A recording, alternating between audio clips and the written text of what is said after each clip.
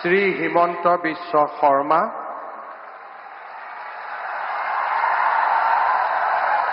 ঈশ্বৰৰ নামত শপত লওঁ যে বিধিৰ দ্বাৰা স্থাপিত ভাৰতৰ সংবিধানৰ প্ৰতি মই প্ৰকৃত বিশ্বাস আৰু আনুগত্য পোষণ কৰিম।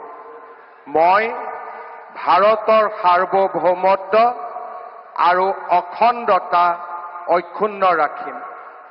মই অসমৰ মুখ্যমন্ত্ৰী হিচাপে মোৰ কৰ্তব্য বিশ্বস্ততাৰে আৰু শুদ্ধ অন্তঃকৰণেৰে সম্পাদন কৰিম আৰু মই ভয় বা পক্ষপাত, অনুৰাগ বা বিদ্বেষ নোহোৱাকৈ সংবিধান আৰু আইন অনুসাৰে সকলো শ্ৰেণীৰ লোকৰ প্ৰতি ন্যায় আচৰণ কৰিম।